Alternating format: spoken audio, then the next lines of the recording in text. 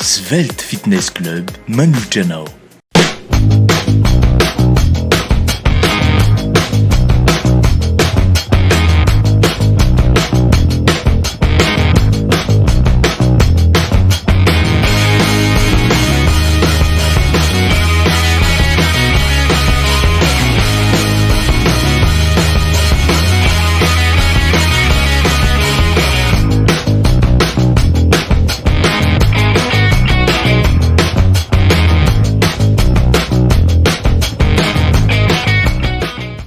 alady fa 4 ny volana febroary ampikafalina indray no tsidiana ny tokantranonao amin'ny ty arivariva ity atao anatin'ny fandarana mahery zay mitinananao reo vaovao misongadina eo amin'ny sehatry ny fanatanjahantena tamin'ity herinandro ity ety ampiandohan'ny fandarana dia tsy haintsy araba n'ireo mpifankatia izay makalaza ny andron'ny Saint Valentin ny fetin'ny mpifankatia androany 14 febroary hoetsika anomboana ny fandarana tony mazatra dia ny taranja baolina kitra ny marimarina kokoa dia ny Orange Pro League izay fiadinan'ny tompon-daka nasionaly taranja baolina kitra izay maro mpanaraka amin'izao fotoana izao ireo lalotara amin'ny andro fahadimy ho an'ny conférence nord no nitanterahana maly asabotsy teny amin'ny LGK Plus Stadium bypass ho an'ity fifananana Orange Pro League ity lalao anisan'ny nandrasan'ny be somaro tamin'izany ny fionana teo amin'ny ekipan'ny Jet Kitana Vanitas sy ny ekipan'ny Fossa Junior FC avy any Boeny. Nisaraka tsala rainoray ny ekipan'ny Jet Kitana Vanitas sy ny Fossa Junior FC Boeny maly sabotsy teny amin'ny LGK Plus Stadium bypass nandritra ny andro fahadimy ho an'ny conférence nord amin'ny fiadina ny tompon-dakan'ny Madagasikara taranja baolina kitra na ny Orange Pro League. Nanokatra nisa ho an'ny Jet Kitana itsity teo minitra fa 7 rehefa nazo tolotra tsara petraka avy amin'ny Dody.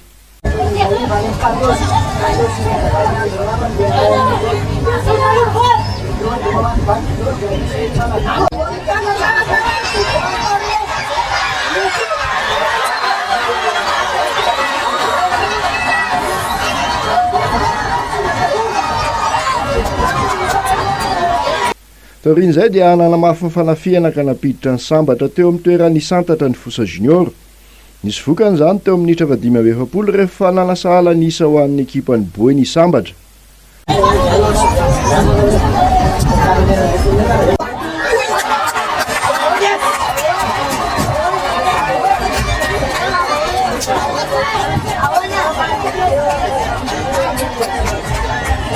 Tao anatin'ny fizaram-potoana faharoa dia nanindry tanteraka amin'ny Fossa Junior FC ary mitady ny irika rehetra hibatana ny fandresena. Tsy nisy tafiditra tao anatin'ny araton'ny joma nefa ny fanafihana Sesilany nataon'ny Zildas sambatra ary radikely.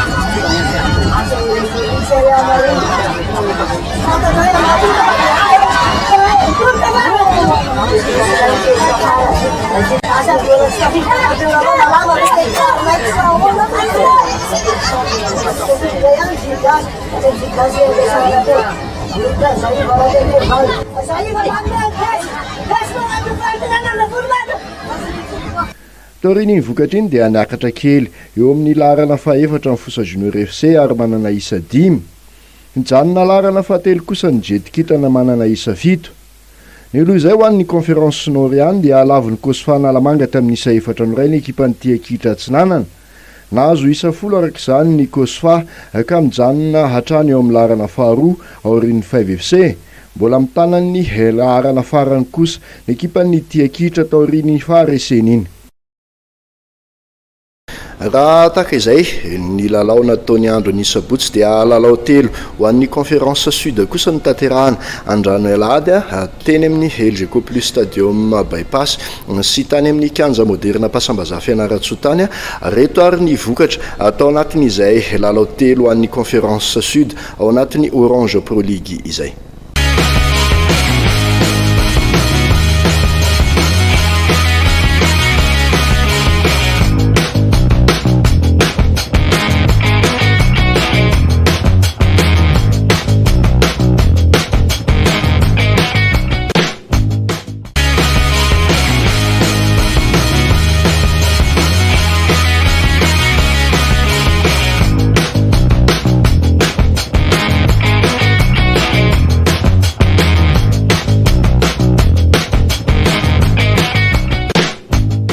Voulez-vous perdre jusqu'à 30 kilos, changer de garde-robe ou avoir une taille plus fine et plus svelte?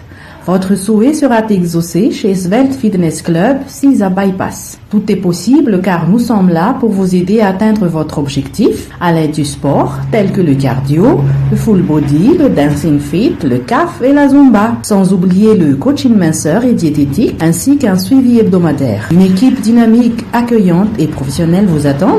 Alors venez vite nous voir. Raha tahaka izay ny teny kianja dia nisy indray ny vaovao eo amin'ny resaka fitantanana notontosaina ny alarbitolakandro teo tokoa teny Ampefiloha mantsy ny fanaovatsy ny mpiara-miasa teo amin'ny Knaps sy Nicolas Dupuis mpanazatra ny Barian Madagasikara amin'ny tetikasa fiahina ara-tsosialy ny mpanao fanatanjahantena malagasy amin'ny ankapobeny indrindrandrindra afa ny mpilalao baolina kitra. Hatramin'izay dia nipetraka olana goavana ho an'ny mpanao fanatanjahantena malagasy ny mahakasika ny hoaviny rehefa tapitra ny fotoana ekaran'ny kianja sy hatanjahany. Noho izay anton'izay indrindra no nahatonga ny Knaps nanapa-kevitra hanokatra tetikasa fiahina ara-tsosialy ny mpanao fanatanjahantena malagasy amin'ny ankapobeny. Ny alarobia tolakandro teo no nanatanterahana ny fampahafantarana izany tetikasa izany teny amin'ny foiben'ny Knaps Ampefiloha. Nosafidin'ny Knaps ho masovoany izany tetikasa fiahina ara-tsosialy ny mpanao fanatanjahantena izany ary ny mpanazatra ny Barea Nicolas Dupuis. Nandritra ny fifanaovatso ny mpiara-miasa ary no nilazany Mamy Rakotondray-be tale jeneraly ny Knaps fa ny mpanao baolina kitra aloha no isatarana ny tetikasa. Amin'izany no isin'ny fitsonjovana azy ireo amin'ny fisotrondrononina sy ny fiantohana azy ireo raha sanatria misy ratra na loza mahazo azy ny kianja. Antony ny safidianana Nicolas Dupuis ny fahitana ny fahombiazany tamin'ny fitantanana ny fanatanjahantena malagasy ka ahafahany manaparitaka ny tetikasa amin'ny tontolo rehetra izay esany. Fantatra ihany koa fa hosokafana ho an'ny mpikambana rehetra izay sehatra ao anatin'ny fiahina ara-tsosialy ny complexe sportif Votovorona. Ity fotodrafitrasa ity izay nikatona tao anatin'ny fotoana lavalava ihany noho ny olana teo amin'ny fitondram-panjakana sy ny mpitantana teo aloha. Nampanantena moa Nicolas Dupuis fa hosatarina amin'ireo ankizy kely andray anjara amin'ny fifaninanana hitiliana ny mpilalao andrafitra ny Barea Academy sy any amin'ny ireo mpilalao andrafitra ny Shanna izay hotsongaina ao amin'ny Orange Pro League ny fanentanana. Teo am-pamaranana dia nanambara ny tale jeneraly ny Knaps fa santatra fotsiny ihany ny anaovana ny fiahina ara-tsosialy ho an'ny mpanao baolina kitra satria hitatra any amin'ny taranja hafa izany ao aoriana. Nandritra ity fanaovana ny fiaraha-miasa eo amin'ny Knaps sy ny mpanazatra Nicolas Dupuis ity ihany koa no nanararaotana nanontaniana mahakasika ny fampivondronana ho an'ny ekipam-pirenena malagasy na ny Barian Madagasikara amin'ny toen'ny fifantsanana ho an'ny kanina 2024 lalao roa lehibe tokoa ny mianjo ny Barian Madagasikara ao anatin'izany toy ny fifantsanana andehanana any amin'ny kanina 2024 izany eo aloha ny fionana andehana fiainan'ny Ethiopia any an-tanin'izy ireo ny fandraisana ny Niger eto a Madagasikara. Tahaka izao ny fanazavana noentin'ny mpanazatra Nicolas Dupuis mahakasika izay fampivondronana izay miteraka resabe eo amin'ny tontolon'ny baolina kitra malagasy izay. Les dates FIFA sont très strictes, que nos joueurs appartiennent au club professionnel et que les clubs professionnels sont tenus de les libérer le jour de la date FIFA. Donc, on va envoyer en temps en heure les sélections, d'accord, 15 jours à peu près en avance, Et on ne pourra avoir nos joueurs que le premier jour du créneau FIFA prévu à cet effet. Je crois savoir, ça doit être du 20 au 30. Alors, oui, les Éthiopiens sont déjà en train de s'entraîner, malheureusement, et nous, on ne peut rien. Nous, on n'aura nos joueurs que le 20. 20 disponibles pour un voyage à aller à 10, donc 21 disponibles sur terrain, sans doute pour jouer le 22. C'est un sacré challenge, c'est très difficile pour nous, mais malheureusement, on ne peut pas faire autrement. On aura un peu plus de temps pour le deuxième match que tu sais contre le Niger, qui devrait se jouer le 30. Là, on aura un peu plus de temps pour préparer.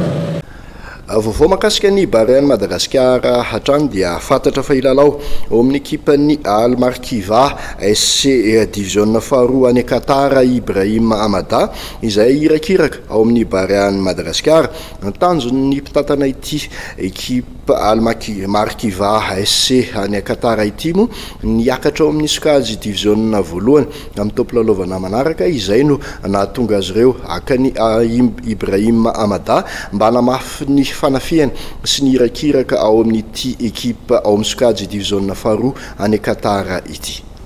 Nifindra ao amin'ny ekipa ny Al Markiva Sport Club sokajy division faharoa any Qatar Ibrahim Amada. Ity kluba ity izay mitana ny larana fahadimy vonjimaika amin'ny fananana sokajy division faharoa any an-toerana. Fanambogaovana napetraka ity irakiraka malagasy ity nandritra ny fanaovatso ny fanarahana ny ampiakatra io kluba io ao amin'ny sokajy division voalohany. Matoko tanteraka sy mentehatra amin'ny faiza-manao ny mpilalao malagasy ity moa ny mpitantana ny ekipan'ny Al Markiva SC. Mampiavaka ny Ibrahim Amada ny fahaizany mipetraka eo amin'ny toeran'ny irakiraka na manafika io na miaro. Eo ihany koa ny fifehezany dakalavitra. Manginy fotsiny ny fahaizany manolotra eo lohalarana miara milalao aminy. Tombony ho azy ny fananany tanjaka raha sanatria tojolana amin'ny famonom-baolina ny ekipa dia afaka mipetraka ho lohalarana ihany koa Ibrahim Amada satria io ny toerana nametrahany mpanazatra azy fony izy mbola nilalao teto an-tanindrazana tao amin'ny ekipa ny akademiny antsika tao Antsirabe. Amakalatsika ny pejony baolina kitra dia ny vaovao mahakasika ny mpanazatra atao any Antsirabe nanomboka ny 9 febroary lasa teo ka hifarana ny 14 febroary eo avy izao tokoa mantsy ny fiofanana ho an'ny mpanazatra azahoana ny mari-pahaizana licence CECAF karakarain'ny sampana teknika eo anivon'ny Fédération Malagasy ny taranja baolina kitra. Tsikaritra fa saika ireo mpanazatra tanora avokoa no niditra ao anatin'izany fiofanana azahoana ny mari-pahaizana licence CECAF izany. Nosokavana tamin'ny fomba ofisialy ny alatsinainy 9 febroary lasa teo tao amin'ny cercle mixte de la garnison Antsirabe ny fiofanana ho an'ny mpanazatra maniry azy ny mari-pahaizana licence CECAF ny taranja baolina kitra. Aritra 17 andro ny fiofanana zany hoe hifarana ny 14 febroary ho avy izao. Ampanazatra misy 30 avy amin'ny ligue paritra Analamanga Atsinanana Vakinankaratra Ardiana no miatrika izany fiofanana izany. Tsikaritra fa saika mbola tanora avokoa ireto andian'ny mpanazatra miofana azo ny licence C any Antsirabe ireto. Tranga izay manam-pirofo ny fanomezana sehatra ny tanora eo amin'izany asan'ny mpanazatra izany. Tahaka ny fahita hatramin'izay dia mizara roa mazava tsara amin'ny fiofanana. Eo aloha ny fampianarana ambony latabatra mahakasika ny fitondrana sy ny fanazarana kluba. Sady ihany koa anefa ny fampianarana eny an-kianja amin'izay fianarana noratovana teny ambony latabatra. Taorian'ny fivoahan'ny andiana niofan'ny tany Mahajanga ny farany taona 20 teo dia andasana ny fampiarana ny fahaiza-manao noratovana reto mpanazatra niovana tany Antsirabe ireto. Aorian'ny 14 febroary ivoahany amin'ny fomba ofisialy.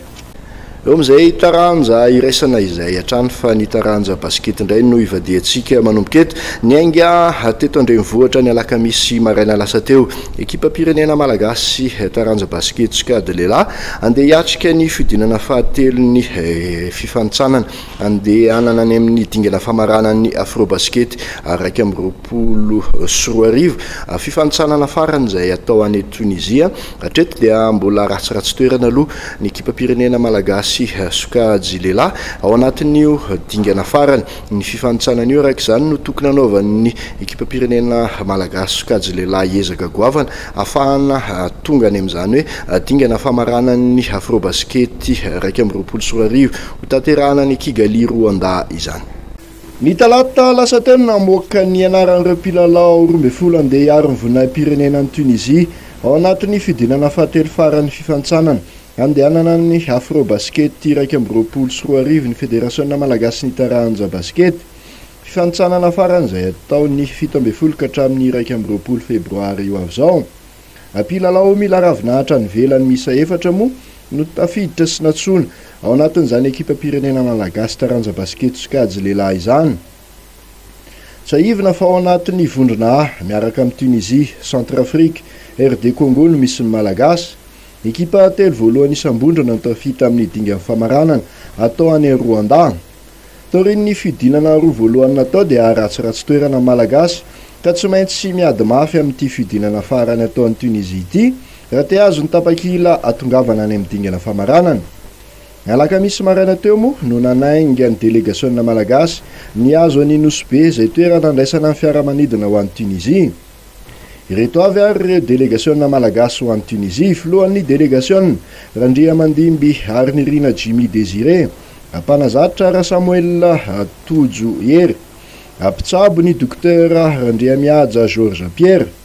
Ireto kosa ireo mpilalao 12: Laonton Ridge 1.70 US Aubenas any France, Razana Mahenina Kiady Mijoro 1.20 Ketch Chalon any France, Randrimapionina Eli 1.20 GNBC, Mandim San Constant Fabrice 1.50 GNBC hatrany, Aboutou Valérie Olivier 1.20 Askutatsinanana, Ratsimbazafi Lalason Irina Michel 1.20 milalao any amin'ny BCM Mayotte, Ravelmanatso John Luciano 1.20 Askutatsinanana, Afarala Monja Romain Mikaolos 1.70 mpilalao ny Sebam Maboeny, Rasolmanana Anthony Nelson 1.70 Sebam Maboeny hatrany, Amour Francis Ramanampamonjy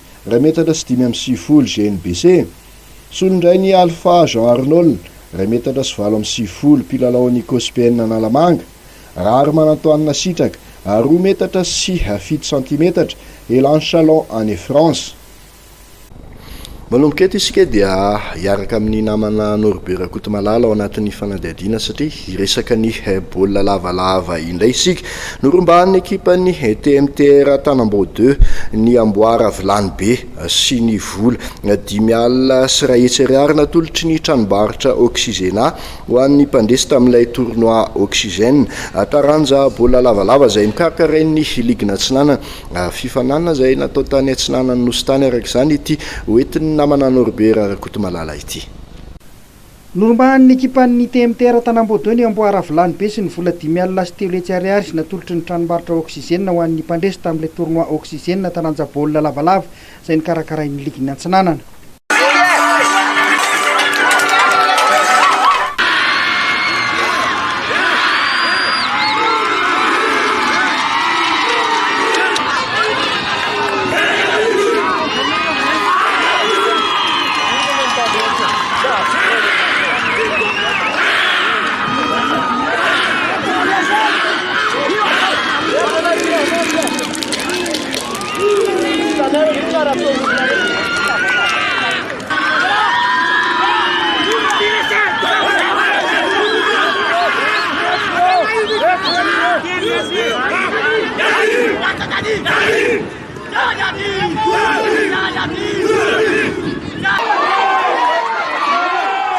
Resin'ny TMTR tamin'ny isa tery raika amby folo nosivy ny Tanabizy Tanamborizano.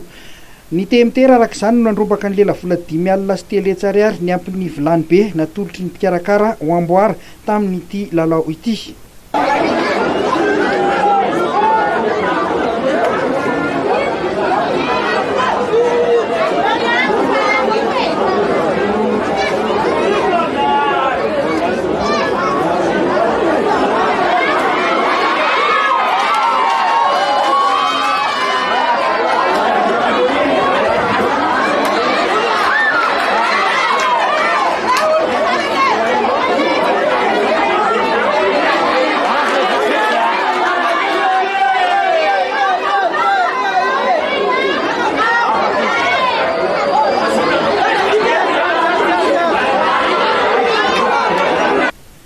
raha indra talao tamin'ny ankapobeny dia niady ny lalao ny fandanja tsara ny rotota teo amin'ny fizaram-potoana voalohany dia nitarika tamin'isa 4-3 ny temitera Tanambao 2.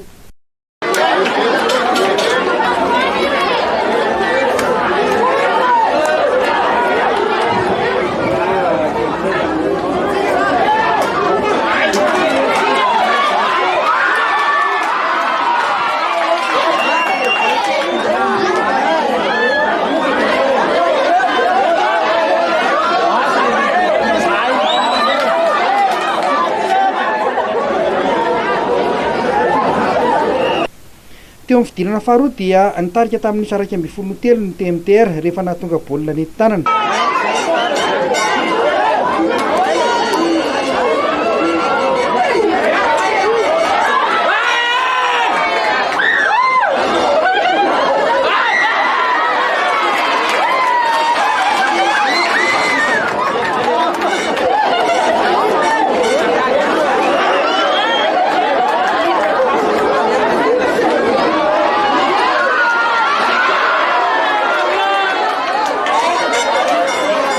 Taorin'izay dia nanindry mafy ireo mpilalao ny Tanabizy ka nifanakaiky nisa teny amin'ny solaitra be 2-20 izay tsy niova intsony.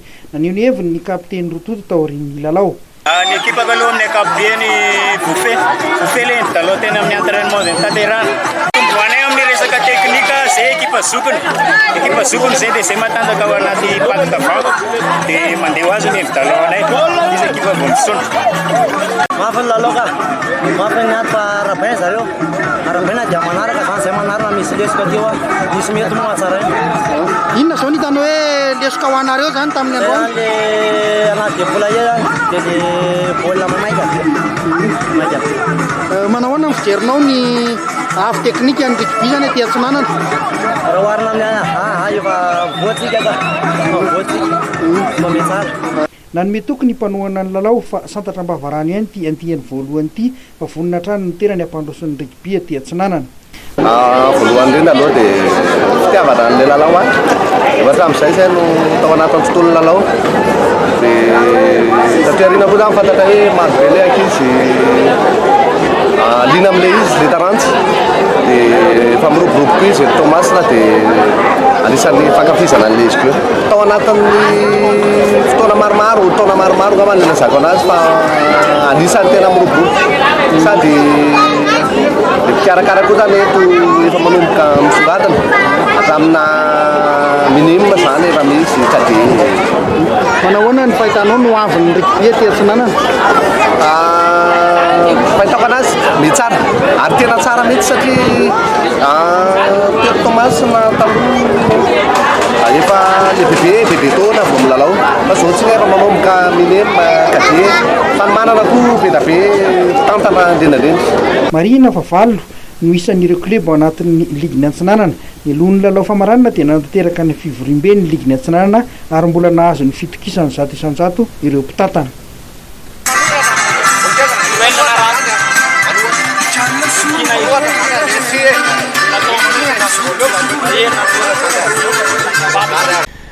Eo amin'izay vaovaon'ny baolina lavalava izay hatrany dia mbola nahazo ny fitokisana 100 tamin'ireo fileovana izay tantan'ny ligna Antsinanana eo amin'izay taranja rugby izay taorin'ny fivoriam-be ara-potoanana ny AG izay nitanterahana ny sabotsy lasa teo tany Tomasina tany. Zay fatao isa-taona zany izy io amin'ny assemblée générale zay takon'ny fédération sy ny ministère zany dia tsy maintsy manao io assemblée générale io ary vita tsakatsangava zany ny assemblée générale zay nahazahoan'ny l'équipe atao anatin'ny ligue atity filaizana amin'ny fitantanana ty ataona roapolo sy roa arivo raiky amin'ny roapolo sy roa arivo ity ny vinavinan'asa zany amin'ny taona zay diavitsy zany dia vao vita zany io tournoi ny oxygéné dia hiditra amin'ny coupe 29 mars sika dia avy ndray zany tsika hiditra amin'ny coupe 26 zany ny coupe de l'indépendance zany dia ny coupe président ary ny championnat régional. Eo amin'ny tombony aloha zany dia ny Antsinanana rugby zany dia mikarakara tournoi foana ampazatra an'ireo kleba sy ny aty zany lalao baolina lavalava ary ny sakana ho an'ny Antsinanana rugby zany dia resaka ity zany dia hitantsika androany zany fanomanana an'ity final ty va efa tamin'ny ray maherytsika vao nazo mitantana nefa tsika tsy manakanja hoe natsokanao amin'n'ia mbola atao eo zany ny traçage sy ny karazana dia taratsika mitendry zao dia efatra ambin'ny folo minitra nefany miandro misy fanamy zany zay nataoko tamin'ny fédération hoe amin'ity taona izay tantanako ty enina ambin'ny folo sy arivo ka hatramin'ny roapolo sy roa arivo dia efa hita zany reo fa ilay ankizy eto an-toerana zany ataontsika hoe valo amby sivifolo isan-jaton'ny piralo zany dia ankizy eto an-toerana daholo fa ny avany velany indray zany ankizy monina teto izy miasa eto ny ray aman-dreniny dia zay nampatonga ny ankizy avy any amin'ny faritry ny Atsina ivela amin'ny faritry ny Atsinana milalao eto fa tsisy hoe fa tafatsangana ao Tomasina kosa ny rugby academy izay amolavolana reo ankizy any toerana eo amin'ny lafin'ny fanatanjahantena sy fanabeazana izay isy iaina ao anatin'ny hoe tontolon'ny fanatanjahantena sy ny fanabeazana ankizy mahery ny 7 no beazina ao anatin'ny rugby academy any Atsinanana ny namana Norbertrany no mamitina amintsika ny makasika an'izay academy ho an'ny baolina lavalava any amin'ny faritra Atsinanana izay. Tsy mianana fotsiny amin'ny fampianarana ny taranja baolina lavalava ny ligny Atsinanana fa mitaiza ireo tanora hiaro ny tontolo iainana ihany koa. Ankizy misa 7 manomboka eo amin'ny 9 taona ka hatramin'ny 12 taona no beazina sy volavolaina ao amin'ny rugby academy any Atsinanana. Mitazona ijeroan'ny academy rugby Atsinanana dia mitaiza ankizy ara-panahy, ara-tsaina sy ara-batana. Dia natsangana ny fikambanana nanomboka tamin'ny volana marsa 20 fa tamin'ny janoary 20 vao tafazoro ara-panjakana. Miezaka foana zany lohatrany hatreto manentana ankizy satria mbola betsaka ny ankizy miaiasy matahotra moa ny ray aman-dreny koa. Dia izay zany miezaka manantona ankizy misy. Inona moa no tena tanjonareo anatin'ilay izy? Ny tanjona ilay hoe mampianatra hoana moa zany fiainana. Ia, ohatr'izay mampianatra mihitsy zany fa tsy voatery hoe rugby ihany no atao fa belabe. Azo ampitana hafatra tsara ny taranja baolina lavalava hoy Andry Matodiana Andre Tanjona tompona andraikitra ara-teknika ny rugby academy Atsinanana. Akademy rugby Atsinanana dia voalohany indrindra ny amivoya ny fiarovana ny tontolo iainana aloha ny voalohany indrindra. Dia raha malala zany amin'izao fotoana izao fa manomboka mimpotana ny tontolo iainana dia miezaka zany izay atao anatin'ny akademy rugby Atsinanana manabe sy mampianatra an'ireo ankizy mandrafitra ny akademy rugby ary mampita anazy ireo zany ny fomba entina hiarovana amin'izay. Ny rugby moa dia anisan'ny fitaovana entinay manapita ny fanabeazana. Ao dia misy ny fanabeazana ara-tsaina, ara-batana ary ara-tsaina, ara-panahy zany. Ny tanjon'ny akademy rugby Atsinanana dia mbola vola ireo tanora 9 hatramin'ny 20 taona lazo vavy zany eto amin'ny faritra Atsinanana ary marihana fa efa anatin'ny fokontany maromaro zany zao no misy ny akademy rugby Atsinanana. Misy ny fanazarantena, misy ny fifampivondronana an'ireo ankizy zany isaky ny alarobia sy ny asabotsy. Ao anatin'izany misy ny fampianarana ny rugby, fampianarana azy ireo hikolikoly sy hiaro ny tontolo iainana zany. Amin'ny ankapobeny somary mety hanahirakirana kely amin'izy ireo zany fandraisana zavatra izay fa miezaka hatrany izay zany maneho, manoro ary manapita zay tokony ho tandrify amin'ny taonan'izy ireo amin'ny resaka fiarovana izay tontolo iainana izay. Ka izay indrindra no entinay hatrany zany manao kilalao miendrika sarisary anatin'ny lalao rugby zany entina anampitanana azy ireo zany ny fomba hiarovana ny tontolo iainana zany amin'ny alalan'ny fanatanjahantena. Mavitrika ireo ankizy amin'ny fianarana ny taranja baolina lavalava isan'izany Camille izay teratany vahiny monina eto Tomasina. Camille, mon père il en avait fait avant et moi ça me plaît bien aussi. J'aime bien manier le ballon. Qui sont gentils avec moi, ce sont des amis. Inona tonga mba hoe hianatra ny rugby? Manaraka ny dadanay. Manaraka ny dadanareo? Mpanao rugby ka dadanareo? Dia inona no tena ataonareo aty amin'le mianatra aty? Manao fanatanjahantena. Dia inona ny atao rehefa le mianatra an'le rugby daholo ny ampianarina anareo? Rehefa mipasy dia prezentena ny tanana. Dia rehefa dia placage. Mora hay sa sarotra ny mianatra rugby? Mora. Tsy matahotra? Saika efa tafapetraka isaky ny quartier ny fianarana ny taranja baolina lavalava eto Toamasina hoy ireo mpiandraikitra. Amaranantsika ny taranja iraisana dia mahakasika ny baolina lavalava makino resahana eto maki vehivavy indray no tiana resahana mba ifatoan'ireo maki vehivavy amin'ny fanomanantenan'izy ireo hiatrika ny fifantsanana andehanana any amin'ny lalao olympique izay hotanterahana Japon ary dia nanolotra tohana ho an'ny reto maki vehivavy reto ny malagasy rugby teny amin'ny kianja nandotam-penaka teny ilaina tokoa ny tohana ho an'izay fanomanana izay indrindrandrindra mba hampilamina ny sain'izy ireo hoentina miatrika izay fanomanana ny fifananana goavana izay tsy moramora tokoa izany fifantsanana andehanana any amin'ny lalao olympique izany. Ao anatin'ny fanomanantena tanteraka ny maki vehivavy amin'izao fotoana izao izay hiatrika ny lalao famerenana ny repesazy edina tapakila andehanana amin'ny lalao olympique. Raha nanao izay fa ny mpilalao manomatena dia mezaka mafy ihany koa ny malagasy rugby manohana azy ireo. Fa ny pitony izao no nitondra tohana ara-tsakafo ho an'ny maki vehivavy reto malagasy rugby.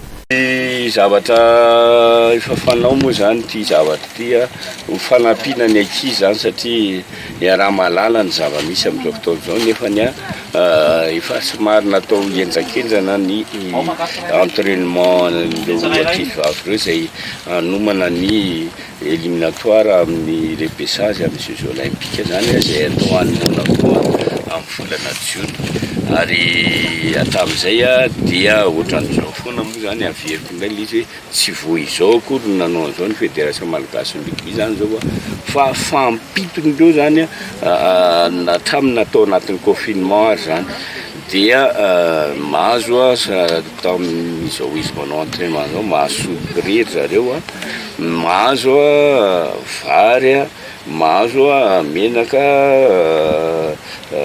paty savony ronono siramamy zay zany amin'ny ankapobeny zany ny zavatra omen'ny malagasy rugby zany hoe zay aloha ny esaka zay ny vitan'ny malagasy rugby ary zay mbola angatahako fanampiana foana zany amin'ny fitondram-panjakana angatahako fanampiana amin'ny ireo malalatana zany ireo partenaire sy sponsor mba ahafahana manoana andreo ankizy ireo na eo amin'ny resaka fanafody sy ny resaka anina koa ary dia efa mena vitamine manokana mihitsy ireo ankizy vavy ireo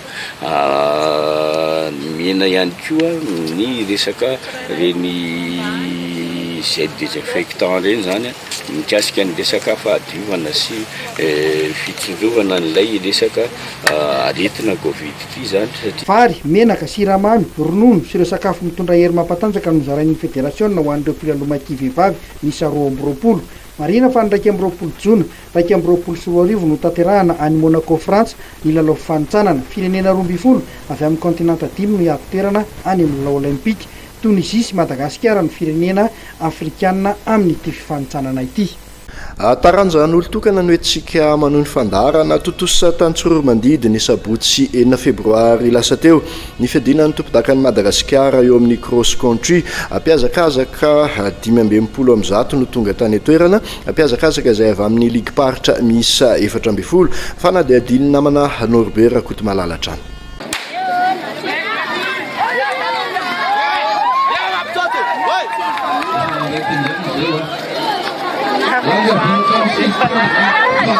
Mbola nantsaka tokana imampitsotsy avy amin'ny klubany Kospelina Boeny sy Ralisy Nirina Marta klubany 3FB eto Analamanga eo amin'ny azakazaka lavitrezaka cross country nandritra ny fiadinan'ny tompon-dakan'ny Madagasikara izay notanterahana tany Tsorony Mandidy ny sabotsy 9 febroary lasa teo.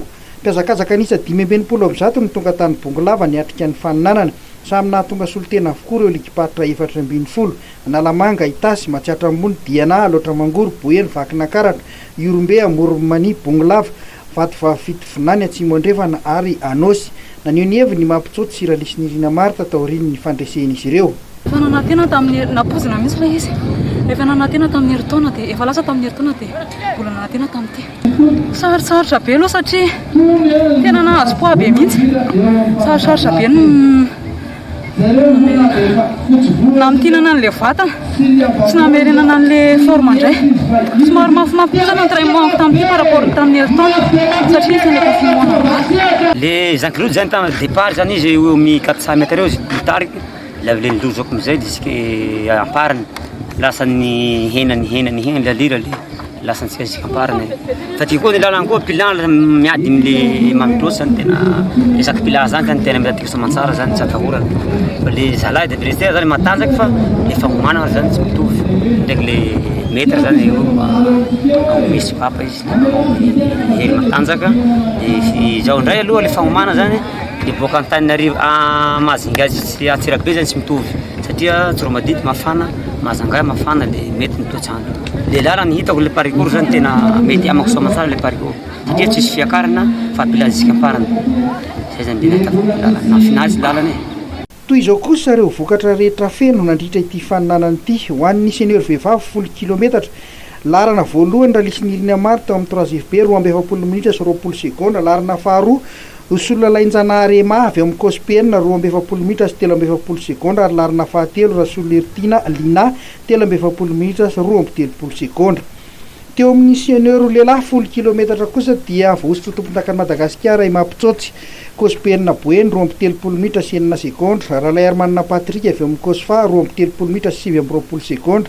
I Jean Patrick avy amin'ny Coscn 13 minitra sy 20. Ho an'ny zazavavy latsaky ny 20 taona 9 kilometatra kosa indray Rasoaniera Ana ao amin'ny CCA-ny Bongolava no vosotra tompontakan'i Madagasikara 13 minitra sy 20 sekonda. Larana faharoa Rasoaniera Natalie Camille avy ao Itasy 13 minitra sy 19 sekonda ary larana fahatelo Isedra Marie mbola avy ao amin'ny Camille Itasy ihany 14 minitra sy 12 sekonda. Ho an'ny latsaky ny 20 taona lehilahy 20 kilometatra kosa indray ny azy ireo. Rakoto Arsour Jean Michel amin'ny 3FPNS no larana voalohany 17 minitra sy 13 sekonda. Larana faharoa Rakoto Malala Jocelyn avy amin'ny 3FB 17 minitra sy 17 sekonda. Larana fahatelo mbola Matoky Ferdinand avy eo amin'ny CCA-ny Bongolava 17 minitra sy 19 sekonda. Ho an'ny latsaky ny 20 taona zazavavy 10 kilometatra kosa indray. Larana voalohany Rarina Tenaina Miriam avy eo amin'ny Camille Tasy 17 minitra sy 19 sekonda. Larana faharoa Ramiada Manantsoa Iasy Avitra avy eo amin'ny 3FPNS 20 minitra sy 19 sekonda ary larana fahatelo Rarimanana Zerita avy eo amin'ny CCA-ny Bongolava 20 minitra sy 20 sekonda. Ho an'ny zazalahy latsaky ny 20 taona kosa indray 9 kilometatra voaositra ho tompontakan'i Madagasikara Iniry Antsodone avy eo amin'ny CCA-ny Bongolava 20 minitra sy 3 sekonda. Faharoa Razafy Arson Vatsy avy amin'ny Atsaky 20 minitra sy 15 sekonda. Larana fahatelo Todiny Jery Kasy Plus avy any Antsinanana 20 minitra sy 15 sekonda. Latsaky ny 19 taona zazalahy 10 kilometatra larana voalohany Razafindraza Julio avy amin'ny Consonome 52 17 minitra sy 13 sekonda. Raha faharoa Paktera Jean de Dieu avy any amin'ny CCA-ny Bongolava 17 minitra sy 15 sekonda ary larana fahatelo Ramoary Mirina Jeremy avy amin'ny CCA any Bongolava 17 minitra sy 15 sekonda. Ary namarana ny fifaninanana ny latsaky ny 19 taona ho an'ny Skajy zazavavy 4 kilometatra. Larana voalohany Tombontsoa Sandra avy eo amin'ny ACAD Diana 10 minitra sy 13 sekonda. Larana faharoa Ramanandray Be Antoinette Kosorome 52 10 minitra sy 17 sekonda ary larana fahatelo Razafindrabe Edouarda Atsimo Andrefana 10 minitra sy 14 sekonda.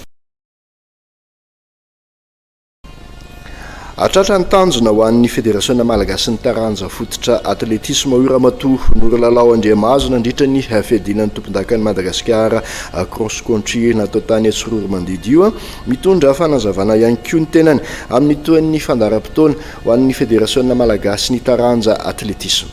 Afapo dia afapo ny Fédération Malagasy ny atletisme raha ny fandraisana anjara ny ligy samihafa ny niveau ny atleta ary ny fizotra ny fifaninanana dia afapo izahay nafinaritra ny fifaninanana ela tsy nanao compétition ny fédération noho ny ameana ara-pahasalamana ka na ny atleta na ny mpandray anjara rehetrarehetra na ny entraîneur na izahay ko faly de faly satria mba nisy vokatra zany netiny ankizy afaka netiny nody ny fanaovana entraînement hatramin'izay mba nisy finalité zany ny fanaovana compétition hita taratra fa hoan'ireo voalohany a dia ny tsara ny performance zany hoe amin'ny cross country aloha tsy mitovy ny parcours isaky ny isa-taona satria miova toerana zany ny fifaninana ny isa-taona fa tamin'ity moa le izy kaikina piste d'atterrissage zany hoe le izy plat dia hita mihitsy teo amin'ny performance fa ny tsara ny vokatra azony ankizy ary rehefa jerena ambangovanginy hoe indrindraindrindra manomboka ny minime ny cadet ny junior dia tonga avy any lafy valinosy ny ironandresy ny fadaram-potoana manaraka amin'ity volana febroary ty na farafatarany voalohany volana marsa dia isy test ohatrany hoe mitinina kely ho ataonay tokony test ifidy safidanany ankizy andeha ny mitinina la réunion sy maurice fa io moa tsy fantatra raha ho isy ihany fa ny zavatra ilaina misy compétition anankiray aloha mba ahafahany ankizy zay nanomana ivoaka ny tanjany dia orinan'izay amin'ny farany volana marsa mandeha makany Mahajanga izay iady ny tompon-dakany Madagascar eo amin'ny semi-marathon sy 5 km.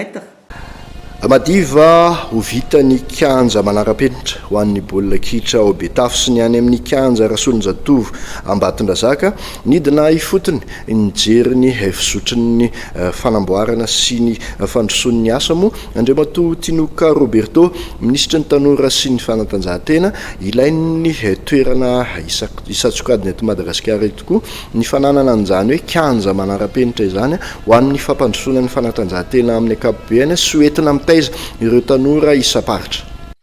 Isan'ny nahazo kianja filalaovana baolina kitra manara-penitra ihany koa ny distriktan'ny Betafy ny alahady teo dia nidina ifotony nijery ny fandrosin'ny asa fanamboarana Andriamatoa Tinoka Roberto ministry ny tanora sy ny fanatanjahantena. Taorian'ny fitsidihana nataon'ny ministra dia tombanana efa vita hatrany amin'ny 20% ny kianja manara-penitra eto Betafy. Tsy ho ela ihany koa dia iverina milaza ny voromaherina loatra izay isan'ny kliba nanana ny lazany tao Ambatondrazaka. Isan'ny nahazo kianja manara-penitra ihany koa Ambatondrazaka. Tombanana efa ho vita hatrany amin'ny 5,900 ihany koa ny kianja Rasolonjatovo. Nambaran'ny ministra Tinoka Roberto hatrany nandritra ny fitsidihana nataony fa tombanana ho vita amin'ity taona ity avokoa ireo kianja manara-penitra rehetra nataony ny fanjakana. Mamafisin'ny ministra Tinoka Roberto hatrany fa ny fanatanjahantena no hamerenana indray ny ampom-pirenena izay velirany 17 ny filoham-pirenena Andry Rajoelina.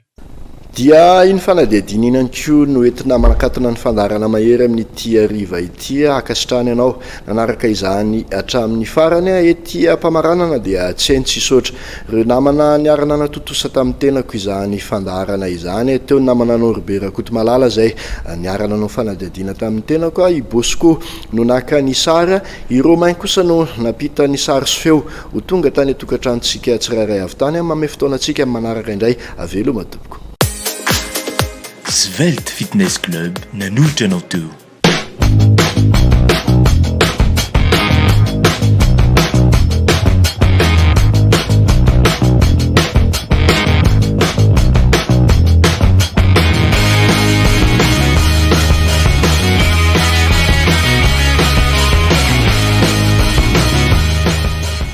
Voulez-vous perdre jusqu'à 30 kilos, changer de garde-robe ou avoir une taille plus fine et plus svelte? Votre souhait sera exaucé chez Svelte Fitness Club 6 à Bypass. Tout est possible car nous sommes là pour vous aider à atteindre votre objectif à l'aide du sport tel que le cardio, le full body, le dancing fit, le CAF et la Zumba. Sans oublier le coaching minceur et diététique ainsi qu'un suivi hebdomadaire. Une équipe dynamique, accueillante et professionnelle vous attend. Alors venez vite nous voir.